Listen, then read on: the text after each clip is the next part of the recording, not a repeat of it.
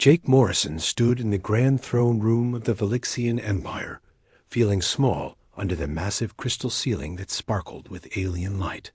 The walls seemed to glow with their own inner fire, casting blue and silver patterns across the floor. He had traveled across half the galaxy to get here, and now he wondered if he had made a terrible mistake. Queen Zarathine sat on her throne, made of what looked like frozen starlight. Her skin was pale blue, almost translucent, and her long silver hair moved in the air as if she was underwater. She was beautiful in a way that hurt to look at, but her eyes held a sadness so deep that Jake felt it in his chest. This was a mother who had lost her child, and that pain was the same whether you were human or alien. The queen's voice was like music when she spoke, but Jake could hear the grief underneath. She told him about her daughter, Princess Kiralyn, who had disappeared 20 years ago during a mission to the outer worlds. The princess had been young then, barely an adult by Velixian standards, but she had wanted to help make peace between different alien races. She had taken a small ship and a few guards to meet with leaders on the edge of known space. That was the last anyone had seen of her. Jake listened as the queen explained how search parties had been sent out year after year. The best hunters in the galaxy had tried to find the princess. Some had never returned. Others came back with nothing but stories of dead ends and false leads. The trail had gone cold in a place called the Nexus Sector, where 3 different alien territories met. It was a dangerous place where pirates and criminals hid from the law. The alien advisors around the throne whispered to each other in their singing language. Jake caught enough words to understand they were talking about humans. Over the past 50 years, humanity had gained a reputation across the galaxy. They were known for doing impossible things, for refusing to give up when everyone else had already quit. Humans had saved colonies that other species had written off as lost. They had fixed machines that alien engineers said could never work again. They had found ways to survive in places where survival should have been impossible. Queen Zarathine looked directly at Jake with those sad, ancient eyes. She offered him a deal that made his heart race. If he could find her daughter and bring her home, humanity would receive technology that could change everything. The Velixians had faster-than-light communication systems that could connect Earth to colonies across the galaxy in real time. They had energy shields that could protect entire planets from attack. They had medical knowledge that could cure diseases humans had never been able to beat. The payment would make humanity one of the most advanced species in the galaxy, almost overnight. It was everything the human government had dreamed of when they first sent Jake on this mission. But the Queen made it clear that this was not charity. This was payment for a job that might be impossible to complete. Jake thought about the briefing he had received before leaving Earth. The Human Council had been excited about the possibility of gaining alien technology, but they had also been realistic about the chances of success. 20 years was a long time. If the best hunters in the galaxy could not find the princess, what hope did one human have? But that was exactly why Jake was here. Humans had something that other species seemed to lack. They had a stubborn refusal to accept that anything was truly impossible. When faced with a problem that had no solution, humans would create their own solution. When told that something could not be done, they would find a way to do it anyway. Jake accepted the Queen's offer without hesitation. He could see the surprise in the eyes of the alien advisors. They had expected him to ask for time to think, to demand more information, to negotiate better terms. Instead, he simply said yes and asked when he could start. The Queen gave him access to all the information that previous search parties had gathered. There were star charts showing the princess's last known route, interviews with a few witnesses who had seen her ship, and reports from the failed rescue attempts. Jake studied everything carefully, but he already knew that following the same paths as everyone else would lead to the same dead ends. He was given a ship for the mission. A small but fast vessel that the humans had named the Defiant. It was not the biggest or strongest ship in the human fleet, but it was reliable and had been modified with some basic alien technology. More importantly, Jake was allowed to choose his own crew. He picked 3 people he trusted completely. Dr. Lisa Chun was a xenobiologist who had spent years studying alien life forms.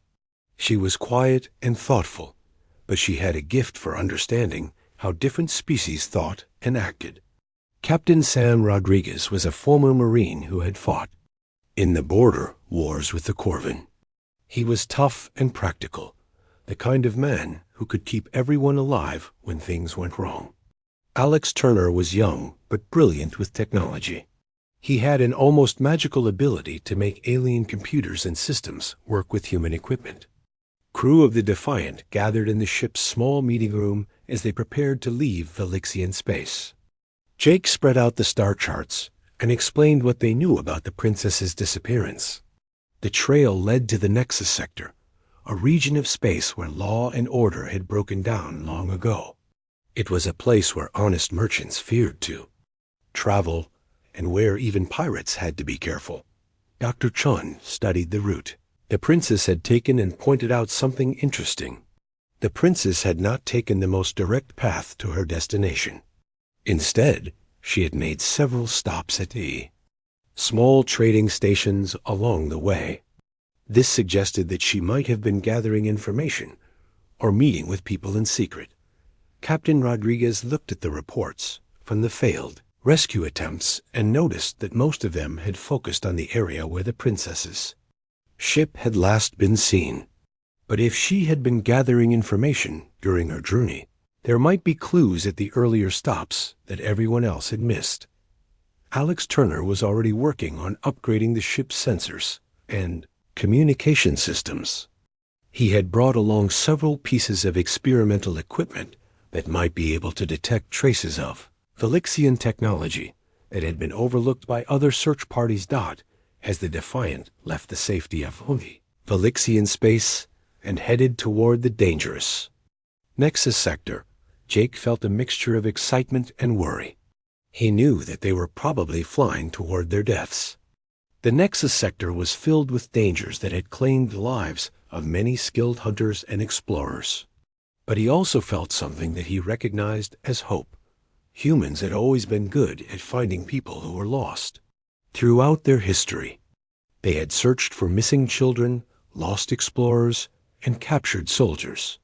They had developed techniques and technologies specifically for finding the unfindable.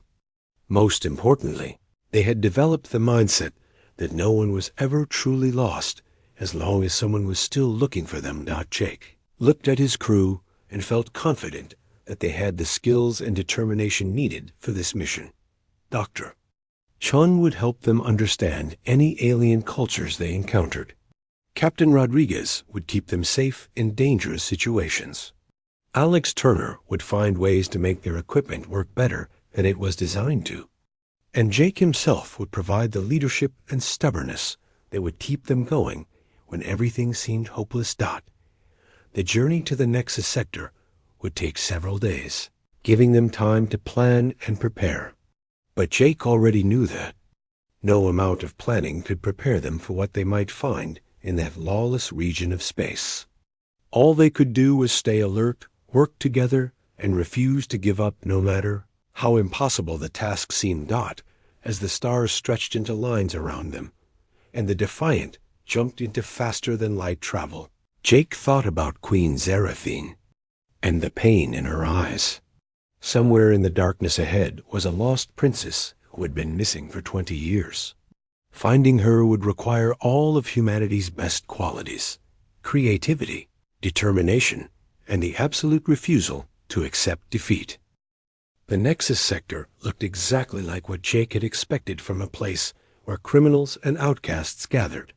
Broken ships drifted between asteroids like metal graveyards. Old mining stations hung in space, their lights flickering as they ran. Power systems slowly failed. Everything here seemed to be falling apart, held together by hope and desperation.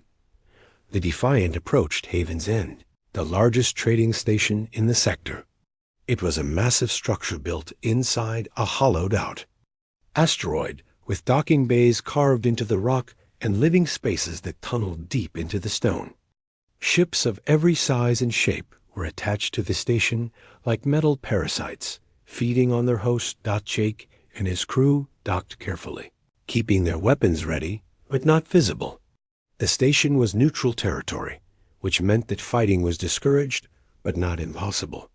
They would be safe as long as they did not make enemies, but safety here was always temporary. The inside of Haven's End was a maze of corridors and chambers filled with beings from dozens of different species. The air was thick with strange smells, and the sounds of alien languages mixing together. Merchants sold goods from across the galaxy, while smugglers made quiet deals in shadowy corners. Everyone watched everyone else, looking for opportunities or threats. Jake's team split up to gather information more efficiently. Dr. Chun went to the medical district, where doctors and healers from different species shared knowledge and gossip. Captain Rodriguez visited the bars and gambling halls where retired soldiers and mercenaries told stories of their adventures. Alex Turner found the tech markets where engineers and mechanics worked on equipment that was usually illegal in civilized space. Jake himself went to the information brokers, the people who made their living by knowing things that others wanted to learn. These were dangerous individuals who sold secrets to whoever could pay their prices. They remembered everything and forgot nothing, because information was their only valuable possession. The first few brokers Jake visited claimed to know nothing about a missing Velixian princess.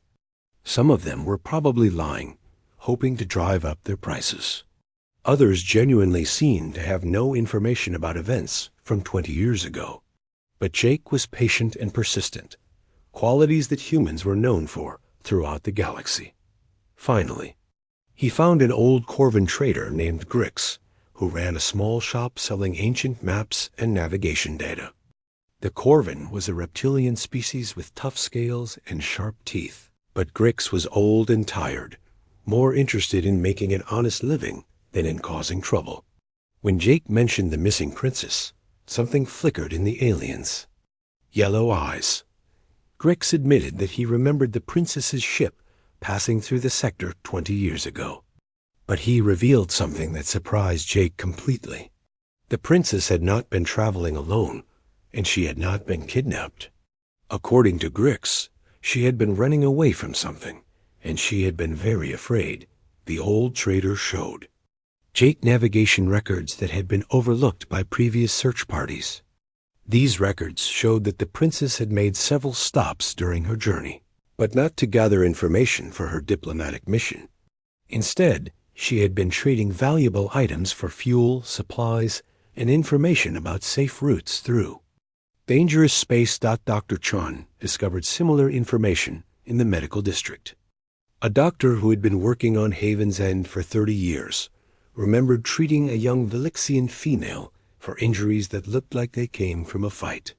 The princess had been desperate to get medical supplies and had paid far more than they were worth.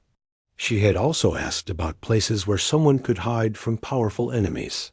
Captain Rodriguez learned from the soldiers and mercenaries that there had been rumors 20 years ago about a Velixian royal who was trying to escape. An arranged marriage. The marriage had been designed to create an alliance between the Velixian Empire and the Corvan Dominion, but the intended husband was known for his cruelty and violence.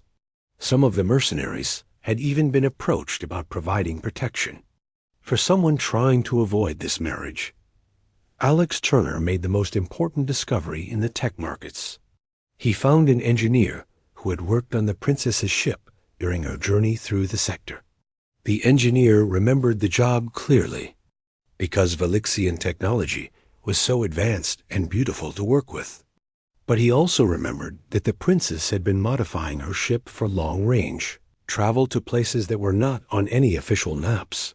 When the team met back on the Defiant to share their information, they realized that everything they had been told about the princess's disappearance was wrong. She had not been on a diplomatic mission when she vanished.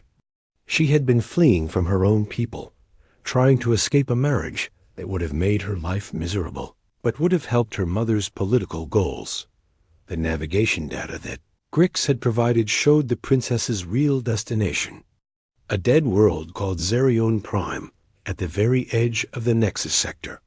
It was a planet that had once supported life, but had been destroyed by some ancient disaster. According to the records, no one had lived there for thousands of years, which would have made it a perfect hiding place for someone who wanted to disappear. Completely, Jake felt a mixture of excitement and sadness as he realized what had probably happened. The princess had been young and scared, running from a life she did not want. She had come to one of the most dangerous places in the galaxy because she thought it was better than the alternative. But something had gone wrong during her journey to Zerion Prime, and she had never been heard from again. The journey to Zerion Prime took 2 days through space that was filled with debris and radiation from ancient wars. The planet itself was a brown and gray world with no atmosphere and no signs of life. Massive craters covered its surface, and broken cities could be seen from orbit. Whatever had destroyed this world had been thorough and final. Alex Turner's sensors detected the wreckage of a small ship on the planet's surface, hidden in a deep canyon that would have protected it from casual observation. The ship's design matched the records of the princess's vessel, and there were still traces of Velixian technology in the wreckage. But as the Defiant landed near the crash site, the sensors also detected something impossible. There were artificial structures buried deep beneath the planet's surface, and some of them were still active after thousands of years. Even more surprising, there were life signs coming from these underground chambers. Jake and his team put on environmental suits and descended into the canyon where the princess's ship had crashed. The wreckage was old and had been damaged by 20 years of exposure to radiation and temperature changes, but it was definitely the right ship. Inside the wreckage, they found personal items that belonged to the princess, including a journal. Written in Velixian script, Dr. Chun translated the journal entries, which told the story of a frightened young woman who had chosen exile over marriage to a monster. The princess had been planning to live alone on this dead world, rather than return to face her mother's anger and disappointment. But the final entries mentioned strange dreams and voices calling to her from beneath the planet's surface. Following the life signs that Alex's equipment had detected, the team found an entrance to the underground structures. The opening was hidden behind rocks that had been carefully arranged to look natural, but it led to corridors that were clearly artificial. The walls were made of a material that none of them recognized, and the air inside was clean and breathable. Despite the planet's dead surface. Deep underground, they found a chamber that took their breath away. In the center of the room was a crystalline structure that pulsed with soft light, and inside the crystal was the unmistakable form of a young Velixian female.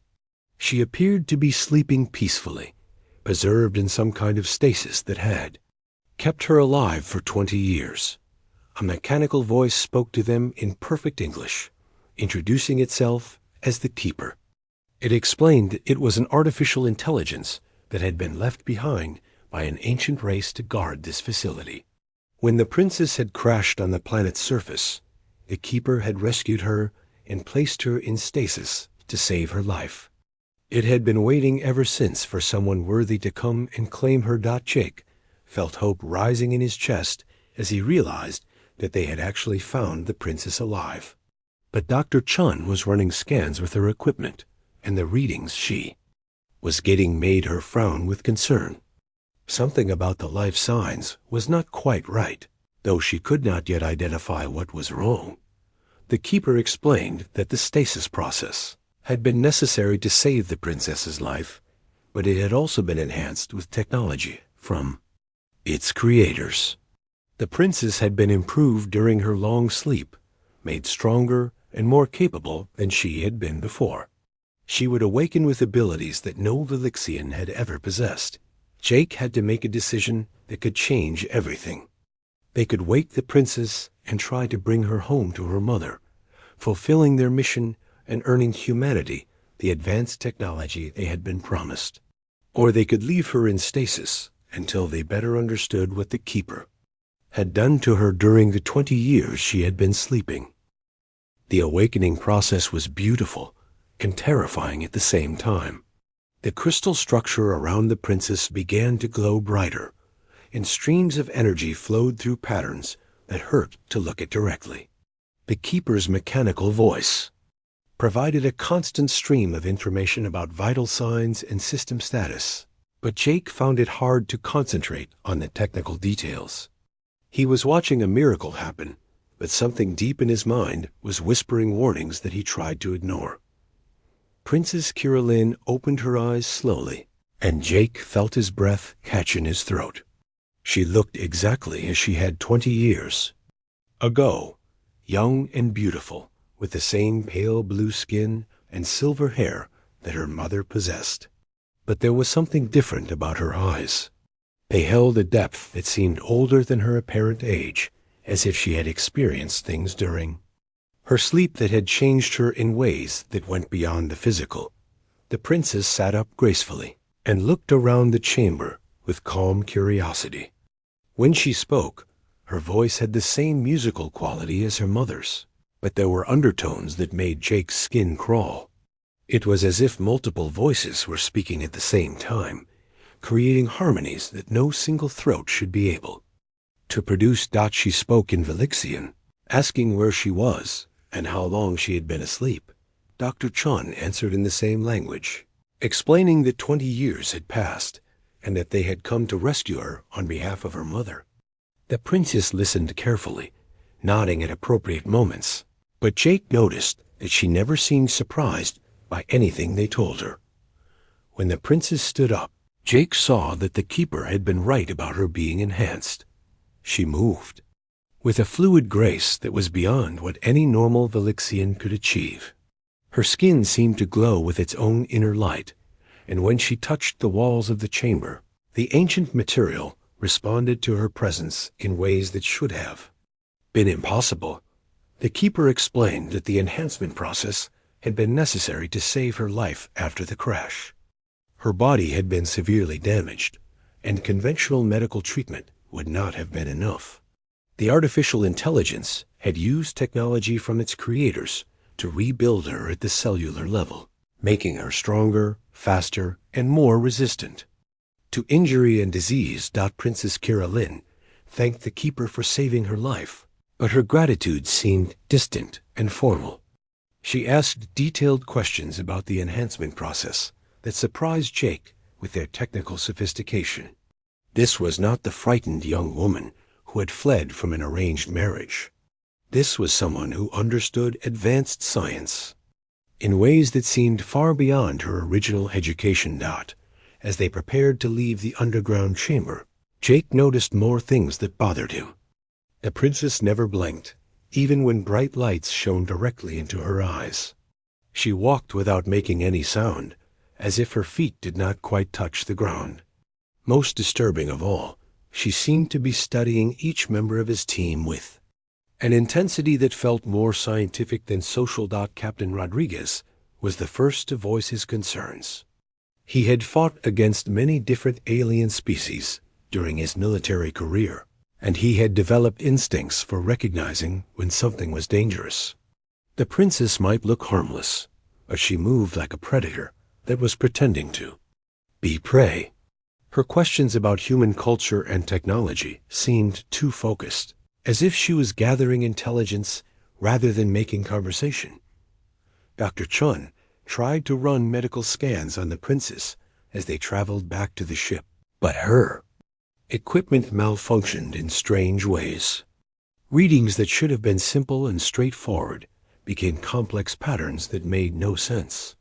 When she asked the princess to explain what was happening, Kiralyn simply said that the enhancement process had made her different from normal, Velixians in ways that human technology could not easily measure. Alex Turner discovered that the princess had an unusual effect on the ship's systems. Wherever she went, computers seemed to run faster and more efficiently. But when he tried to monitor what was happening, he found that the ship's sensors were being blocked by some kind of interference that centered on the princess herself. It was as if she was unconsciously controlling the technology around her. During the journey back toward Velixian space, Jake tried to learn more about what had happened during the princess's 20 years of sleep. She claimed to remember her dreams, describing vast libraries of knowledge and conversations with beings of pure thought. She spoke about traveling through space and time without moving her body, visiting distant worlds and learning secrets that no living person should know. The princess also demonstrated abilities that went far beyond what the keeper had described. She could touch a broken piece of equipment and repair it instantly, understanding its function without any training or explanation. She seemed to know things about the ship's navigation system that even Alex did not understand. Most unsettling of all, she occasionally answered questions before they were asked, as if she could read their thoughts. When Captain Rodriguez confronted her directly about these abilities, the princess smiled in a way that did not reach her eyes. She explained that the enhancement process had connected her to a vast network of knowledge that had been left behind by the Keeper's creators. She had access to information about technology, science, and history that spanned millions of years. The abilities they were seeing were just the beginning of what she could do if she chose to. Jake began to suspect that they had not rescued a princess at all. The young woman who had fled from her mother's court 20 years ago was gone, replaced by something that wore her face, a thought with a mind that was not entirely her own. The question was whether this transformation had been accidental or intentional, and what the true purpose of the Keeper might have been. Dr. Chan made a discovery that confirmed Jake's worst fears. During a routine medical check, she managed to get a small tissue sample from the princess without her noticing. The cellular analysis showed that while the DNA was definitely Velixian, it had been altered in ways that suggested influence from a completely different form of life. The princess was not fully alive in the traditional sense, but she was not artificial either. She was something new, a hybrid that combined organic and synthetic elements in ways that should not have been possible. The princess seemed to sense their growing suspicion and began to reveal more of her true nature. She spoke about the ancient race that had created the Keeper, describing them as beings who had guided the development of life throughout the galaxy for millions of years. They had eventually transcended physical existence, but they had left behind guardians and tools to continue their work. When Jake asked her directly if she was still the same person who had fled from her mother's court, the princess paused for a long moment before answering. She said that she contained the memories and personality of Kira Lin, but she also contained much more. The enhancement process had awakened parts of her mind that had been dormant, connecting her to a collective consciousness that spanned the galaxy. The truth became clear during their final day of travel before reaching Velixian space. The princess was not just enhanced, she was inhabited. The consciousness of one of the ancient beings had merged with her during the stasis process, using her body as a vessel for its return to the physical world. The frightened young woman who had crashed on Zirion Prime had died in that crystal chamber, and something else had taken her place. Jake faced a terrible decision as they approached the Velixian border. He could deliver this creature to Queen Zarathene, claiming that he had rescued her daughter and earning humanity the advanced technology they had been promised. But he would be unleashing something dangerous and unknown into Velixian society, something that could have consequences far beyond what anyone could predict. Alternatively, he could refuse to complete the mission, protecting the galaxy from a potential threat, but dooming humanity to remain at its current level of technological development. It would mean breaking his promise to the Queen and losing the opportunity that could transform human civilization. But as Jake looked at the thing that wore Princess Kirilyn's face, he realized that there might be a third option.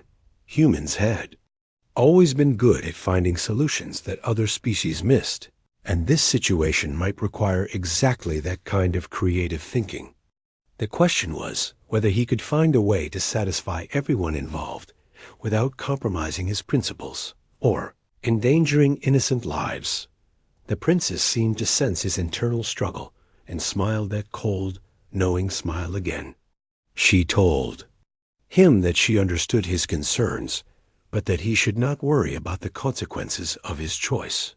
The galaxy was changing, whether he liked it or not, and she was just one small part of that transformation. The only question was whether humanity would be part of the change or would be left behind by it.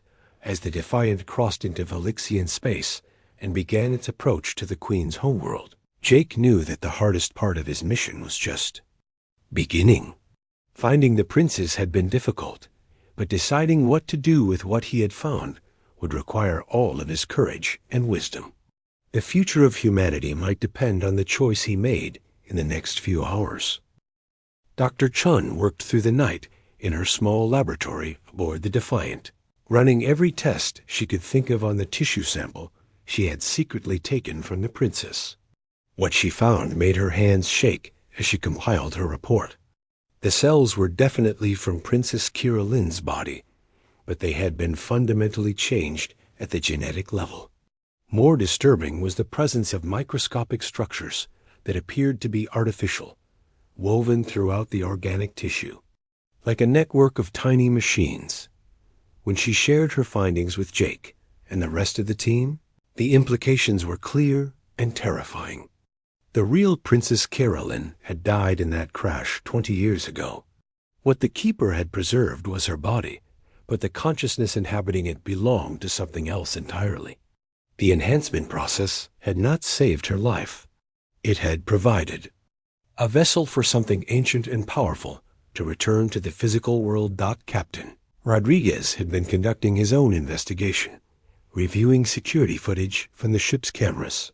He had noticed that the princess cast no reflection in certain types of metal surfaces, and that electronic equipment sometimes malfunctioned when she was nearby.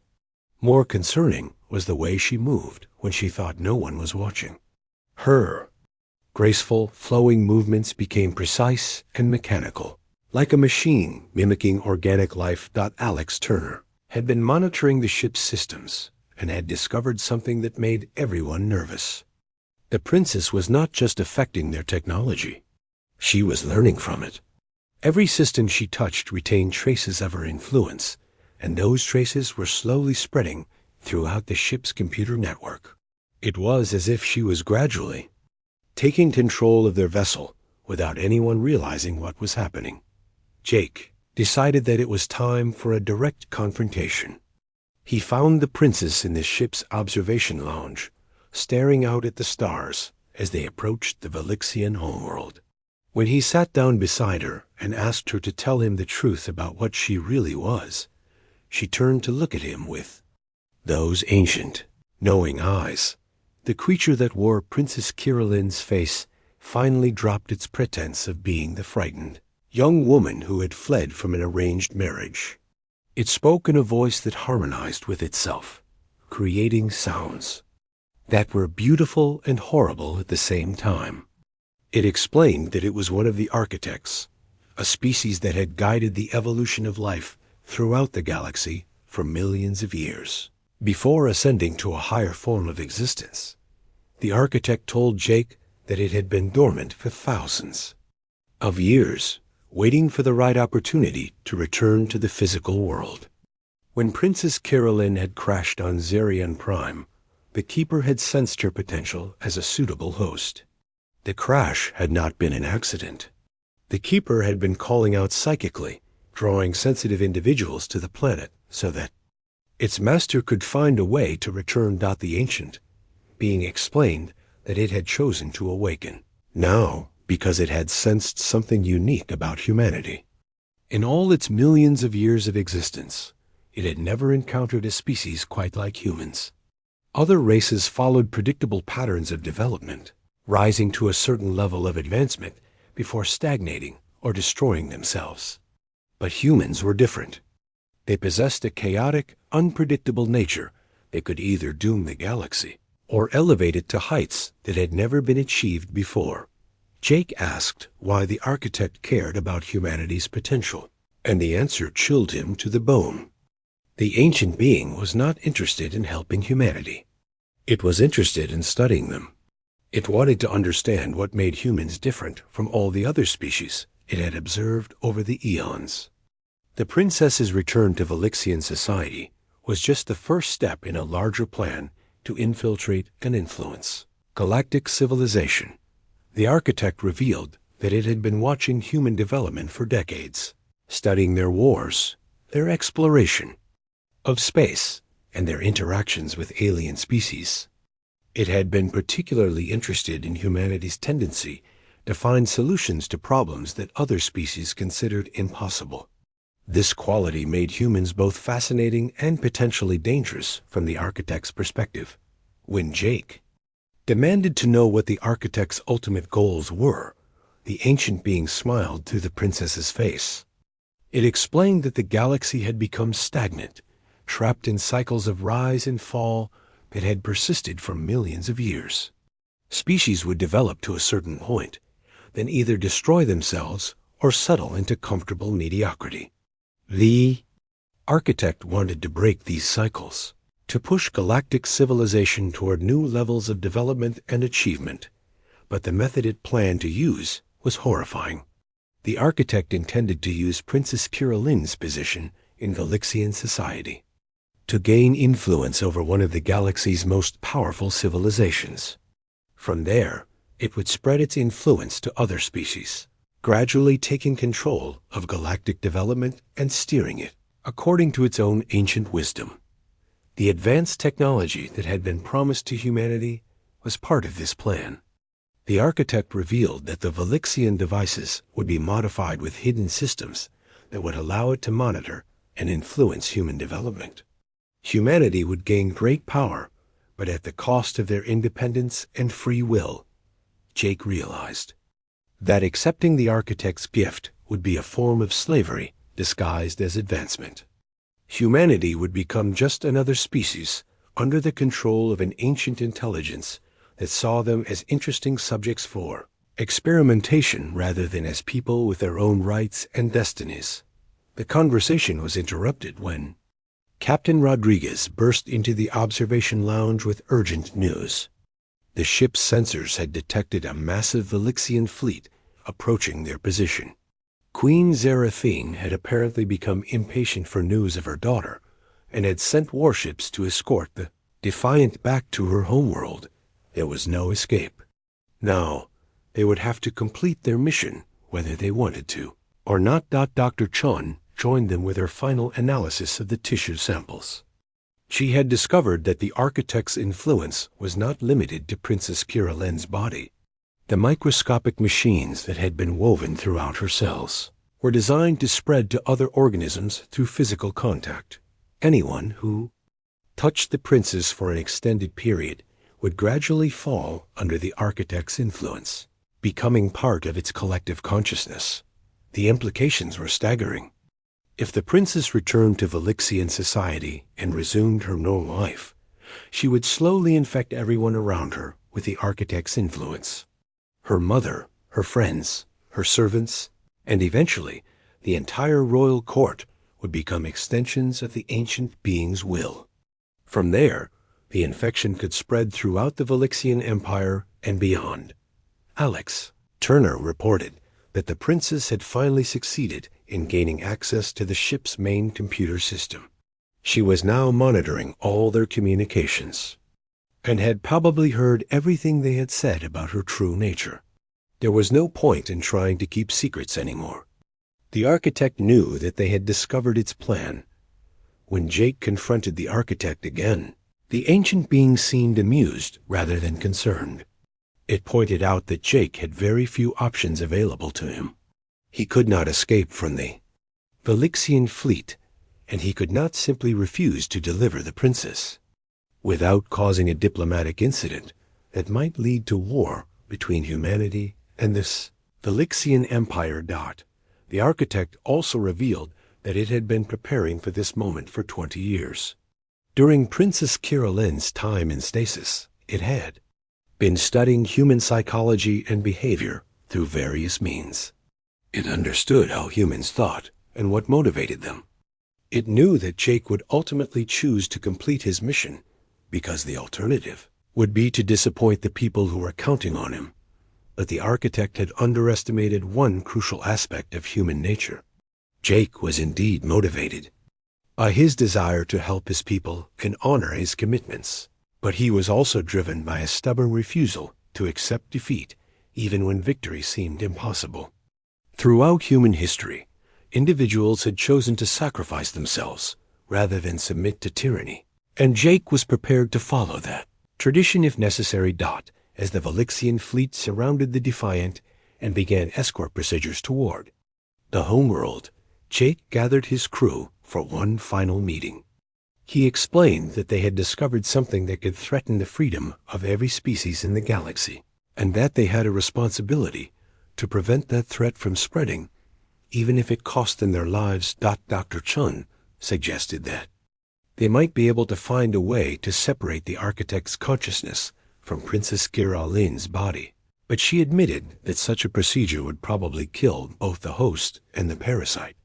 Captain Rodriguez proposed that they fight their way out of the Velixian escort and flee to neutral space, but Alex Turner pointed out that their ship was vastly outnumbered and outgunned. Jake listened to all their suggestions, but his mind was working on a different kind of solution entirely. He was thinking about what made humans unique in the galaxy, about their ability to find answers that other species missed. The architect was ancient and wise, but it was also trapped by millions of years of experience that had taught it to think in certain patterns. Maybe that predictability could be turned into a weakness. Jake looked directly into the eyes of the creature that wore Princess Kirolin's face and did something that surprised everyone in the room, including himself. He started to laugh.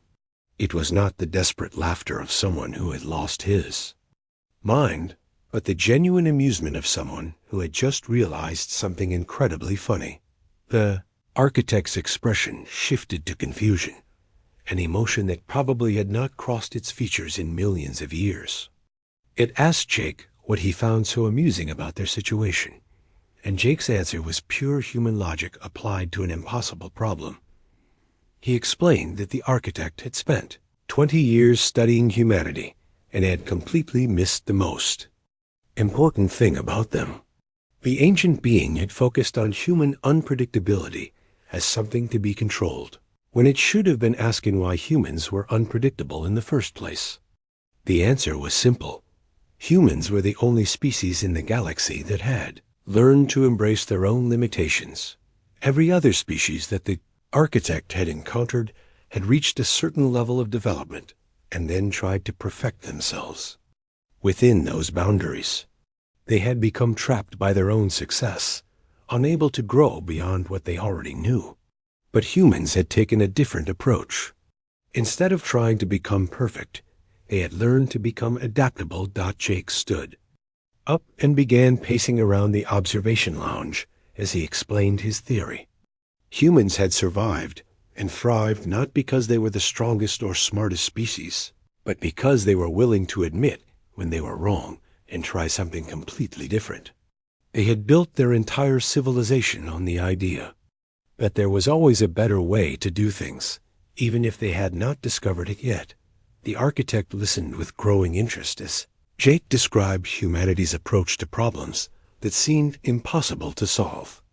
When faced with a challenge that was beyond their current abilities, humans did not give up or settle for partial solutions. Instead, they changed their entire way of thinking about the problem until they found an approach that worked. Jake used examples from human history to illustrate his point. When humans had wanted to fly, but lacked the physical ability to do so, they had not tried to grow wings. Instead, they had invented machines that could carry them through the air. When they had wanted to visit other worlds but lacked the technology for space travel, they had not accepted that limitation. They had developed entirely new sciences and engineering techniques that made the impossible possible. The key insight that Jake was trying to share was that human unpredictability was not a flaw to be corrected. It was a survival mechanism that had been refined over thousands of years of facing impossible challenges.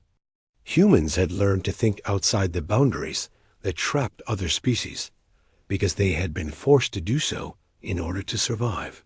But Jake was not just explaining human nature to the architect. He was making an offer that no other species would have been brave enough to propose.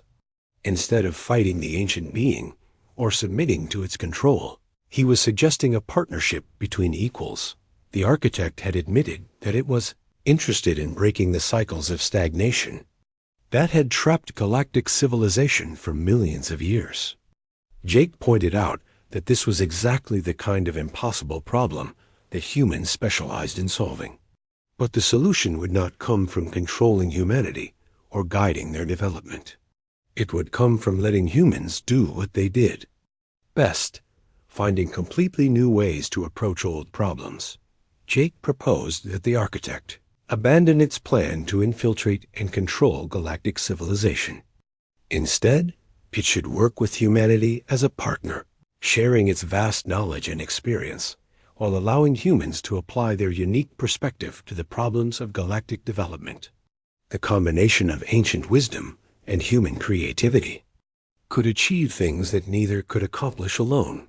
The architect was silent for a long time, processing this unexpected proposal.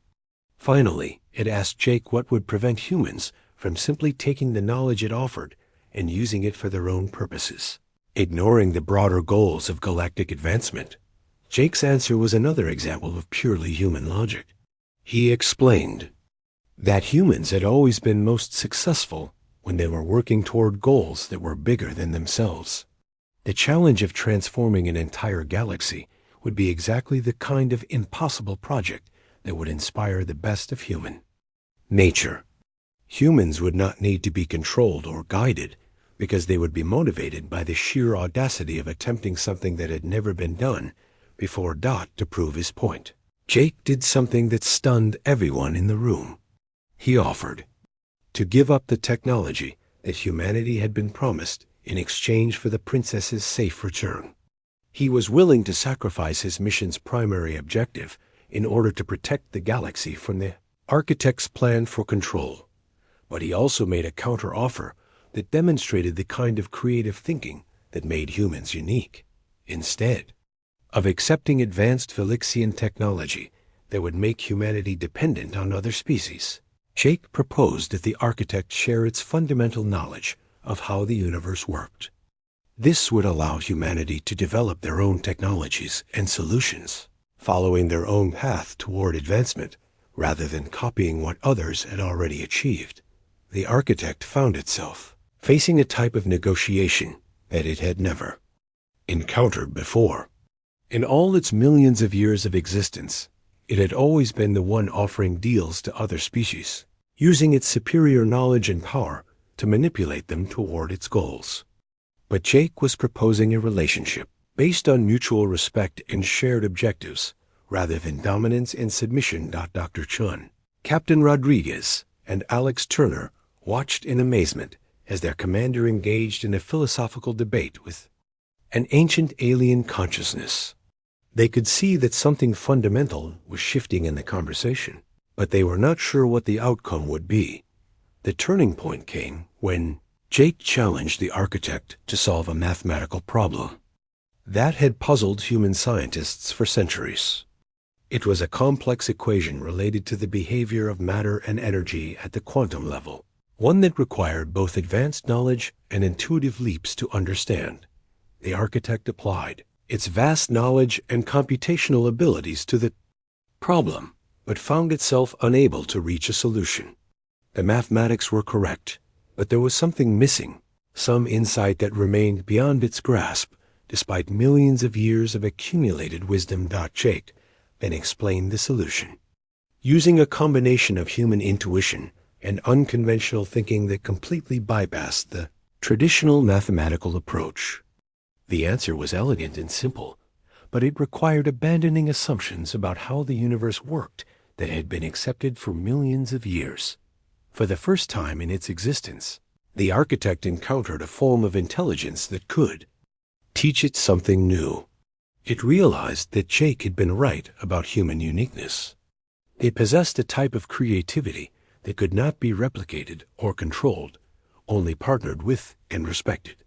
The ancient being made its decision.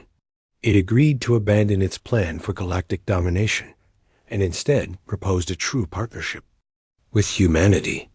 But it also required a demonstration of good faith from Jake's side. The architect explained that it could separate its consciousness from Princess Kira-Lynn's body, but doing so would require a new host for a short period of time, while it transitioned to a non-physical existence. It asked Jake to volunteer as a temporary host, trusting that his human nature would prevent the architect from taking permanent control. Jake agreed without hesitation, despite the protests of his crew. The transfer process was brief but intense, giving Jake a glimpse into the vast intelligence and ancient memories of the architect. For a few moments, he experienced the loneliness of an immortal being that had watched civilizations rise and fall across millions of years. When the process was complete, Princess Kira-Lynn collapsed unconscious but alive. The architect had kept its promise, returning her original consciousness while retaining only enough connection to monitor the agreement they had made. The princess awakened with her own memories intact but enhanced with knowledge that would help her species break free from their own cycles of stagnation.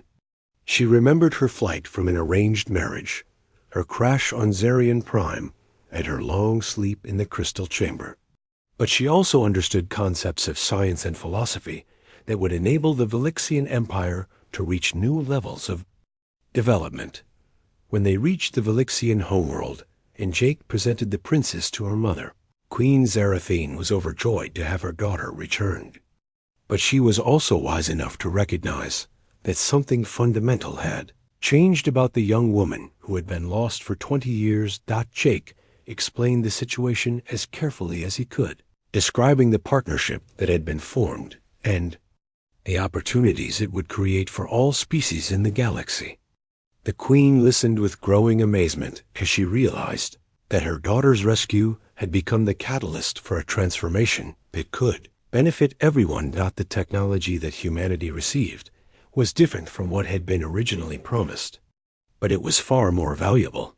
Instead of advanced devices that they could use but not fully understand, they gained fundamental knowledge that would allow them to develop their own innovations and solutions.